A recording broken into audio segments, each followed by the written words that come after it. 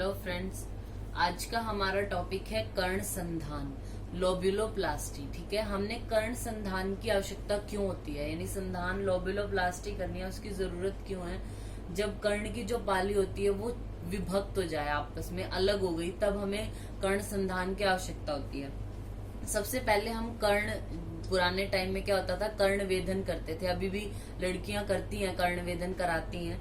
तो क्या है, आचार्य सुश्रुत ने जो कर्ण संधान है उसका वर्णन सूत्र स्थान के 16वें अध्याय में किया। उन्होंने बताया कि रक्षा और आभूषण के निमित्त पहले जो बालक होते थे उनका कर्ण वेधन किया जाता था। हमें नॉर्मल पता होना चाहिए कि जब वो बच्चा 6th या 7th मंथ का हो जाता था, शुक्ल पक्ष में जो है वो उसका कर्ण वेधन करते थे देवकृत छिद्र में। ठीक है, जैसे जो लड़का है उसके दक्षिण कान का और लड़की है जो उसके लेफ्ट जो कान है यानी वाम कर्ण का जो है वो वेधन किया जाता था।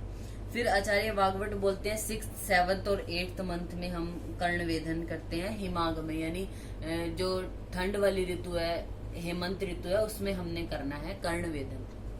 अब क्या होता था, कर्ण वेधन करने के बाद कभी कभी दोषों के प्रकोप से या आघात यानी चोट लगने से जो वो कर्ण पाली होती थी वो 2 भागों में विभक्त हो गई। अब वो विभक्त हो गई, अब वो कोई आभूषण नहीं डाल सकता, तो उसके लिए हमने उसको पहले जैसा बनाना है, तो यानी कर्ण का संधान करना है, लोब्यूलोप्लास्टी करनी है। तो उसके लिए कुछ बंद बताए थे जो हम अभी डिस्कस करते हैं।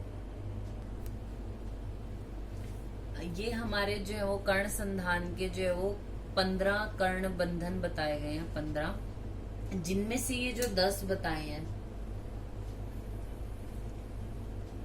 ये होते हैं हमारे साध्य। ठीक है, ये साध्य होते हैं और ये 5 होते हैं असाध्य।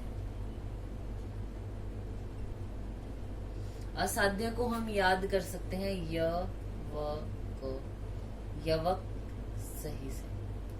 य फॉर यष्टि कर्ण, व फॉर वल्ली कर्ण, क फॉर काकोष्ठ, स फॉर संक्षिप्त कर्ण और है फॉर हीन कर्ण। ये 5 असाध्य आपको याद हो जाएंगे। फिर साध्य को याद करने के लिए आप एक ट्रिक याद कर सकते हो।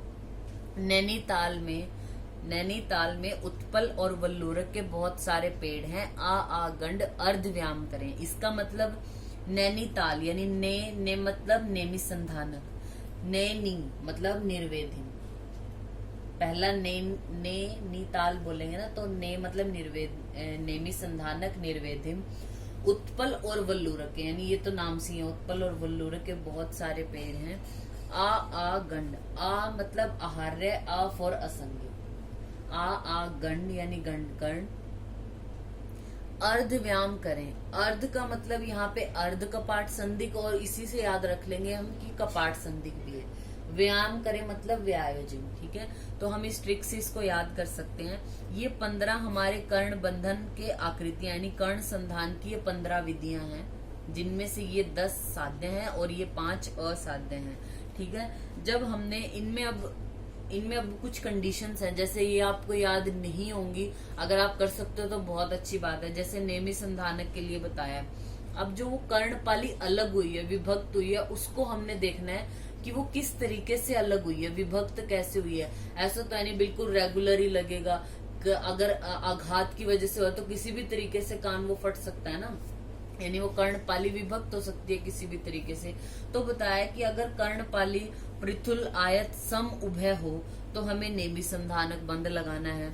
अगर वृत्त आयत समय उभोपाली हो तो उत्पल भेदक लगाना है। हर्ष व वृत्त उभय पाली हो तो वल्लूरक लगाना है।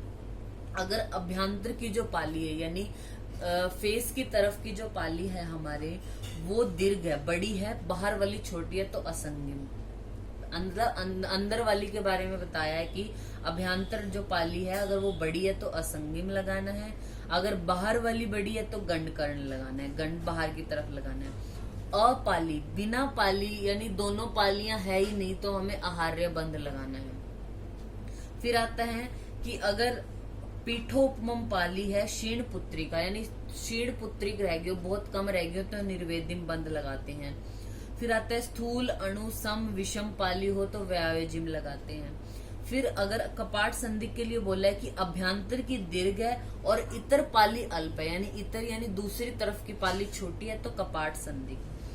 अर्ध कपाट संधि के लिए बोला है बाहर की जो पाली है वो दीर्घ है, इतर पाली अल्प, यानी जो दूसरी पाली है अंदर की तरफ की वो कम हो तो अर्ध कपाट संधि लगाना है। अब ये इनकी कंडीशंस है, अगर आप ये याद कर सकते हो तो आप अपनी बुक या फिर सुश्रुत संहिता का जो सूत्र स्थान का 16 चैप्टर है उसका रेफरेंस ले सकते हो, वहां से अच्छे से इसको पढ़ सकते हो। बाकी अगर जैसे कर्ण संधान आता है तो ज्यादा मार्क्स के लिए अगर आ भी गया तो सबसे पहले आपने जो वो इनके बारे में बता के कि हमने कर्ण वेदन करना कैसे, और कर्ण वेदन सही से नहीं किया, दोषों का प्रकोप हो गया या आघात की वजह से विभक्त हो जाता है, तब हमें कर्ण संधान करना पड़ता है। कर्ण संधान के ये हमारे 15 तरीके से हम कर सकते हैं, जिनमें से 10 साध्य हैं, इनके नाम लिखने हैं सबके, और ये 5 असाध्य होते हैं। फिर उसके बाद इसका प्रोसीजर है पूरा, जो कर्ण हम संधान कर रहे हैं यानी लोबुलोप्लास्टी कर रहे हैं, इसका पूरा प्रोसीजर क्या है कि अग्रोपर्णीय अध्याय में जो भी बताया कि जो भी सामग्री चाहिए हमें वो सारी रख लेनी है। फिर जो सुरा है, दुग्ध है, जल, कांजी आदि को हमने मिट्टी के बर्तन इनका महीन चूर्ण ले लेना है। पुरुष को लघु भुक्तवंत यानी हल्का खाना खिला के पेशेंट को बंधन का निश्चय करना है, उसकी पाली को देख के कि हमने कौन सा बंध इनमें से लगाना है पेशेंट में। बंधन जब हमने निश्चय कर लिया तो छेदन, भेदन, लेखन, वेदन आदि को निश्चित करके हमने वो प्रोसीजर करना है, यानी छेदन, भेदन, लेखन आदि करना है। करने के बाद अब उस पाली में से रक्त तो आएगा ही, तो हमने देखना है कि रक्त वो दूषित है या नहीं है, यानी दोषों से दूषित है या नहीं। तो हमें वो पता चल जाता है, जैसे वातज रक्त होगा तो परुष होगा, तनु होगा, झाग वाला होगा, पित्तज वाला उष्ण होगा, ठीक है। इस तरीके से यानी जो उसके लक्षण बताए हैं, वात के प्रकोप में कैसा, पित्त के प्रकोप में कैसा, कफ के प्रकोप में कैसा, उसके अकॉर्डिंग देखना है। अगर वो वात से दूषित है तो हमने कांजी और उष्ण जल से प्रक्षालन कर देना है वहीं पे, ठीक है। अगर वो पित्त से दूषित है तो हमने ठंडे जल से या फिर दुग्ध से प्रक्षालन करना है। कफ से दूषित है तो हमने उष्ण जल या सुरामंड से प्रक्षालन करना है। कान का प्रक्षालन करने के बाद लेखन कर्म करना है, अच्छे से लेखन करके जो कर्ण संधि है उसको ना ऊंचा ना ज्यादा नीचा ना ज्यादा विषम रखकर रक्त श्राव जब बंद हो जाए तब संधान करना है। संधान करने के बाद घृत और शहद लगाना है, ठीक है। घृत और शहद लगाने के बाद हमने रुई और कपड़े से उसको ढक देना है। और कपाल का जो चूर्ण है, मतलब जो नया भांड होता है बना हुआ, कपाल चूर्ण छिड़कना है, यानी नव मृणमयम भांडम खंडम चूर्णम, यानी नया जो भांड होता है घड़ा जैसे, उसको टूट जाने पर जो चूर्ण हम बनाते हैं उसको हम बोलते हैं कपाल चूर्ण, उसको छिड़क देना है, ठीक है। फिर उसके आहार विहार का निर्देश देना है, जो हम एक व्रणी पुरुष को देते ही है कि ये नहीं खाना है, ये खाना है। और फिर पश्चात कर्म में क्या होगा, हमने 3 दिन तक, तीसरे दिन उसको कच्चे तेल से व्रण का प्रक्षालन करना है, पिच्चू को बदलना है उसके। जब व्रण का ठीक से रोपण हो जाएगा, कोई उपद्रव नहीं बचेगा, त्वचा के जैसा कलर हो जाएगा उसका, तो हमने छिद्र का वर्धन करना है, यानी कर्ण का वेधन करना है, अच्छे से धीरे धीरे उसको बढ़ाना है हमने, ठीक है। अब कुछ कंडीशंस हैं, जैसे हमने अगर वात के जो दोष था, अगर हमने उसी में पेशेंट का संधान कर दिया, हमने ध्यान नहीं दिया, वात से दूषित रक्त था और हमने वही संधान कर दिया, तो पेशेंट को परिपोर्ट हो जाता है। पित्त से दूषित अगर रक्त का आप यूं ही संधान कर दोगे, आप अंदर ही अंदर, मतलब ब्लीडिंग अच्छे से निकलने नहीं दिया, यानी जो दूषित रक्त है वो निकलने नहीं दिया, पित्त से दूषित था, तो वहां पे दाह, पाक, लालिमा, वेदना ये सब हो सकती है पेशेंट को। कफ से हो तो स्तब्धता और कंडुता हो जाती है। अगर रक्त ज्यादा ही बह गया तो वहां पे कालापन हो सकता है, शोथ हो जाएगा। अगर कम प्रवृत्त हुआ तो मांस कम होने से वो स्थान वृद्धि को प्राप्त नहीं होगा, यानी अच्छे से लोबुलोप्लास्टी नहीं हो पाएगी, ठीक है। तो ये हमारा हो गया कर्ण संधान विधि। अब मैं आपको इन शॉर्ट बता देती हूँ कि आपको ये कर्ण संधान अगर आ जाता है एग्जाम में तो आपको कैसे लिखना है। सबसे पहले हमने कर्ण वेधन कब किया, यानी 5th,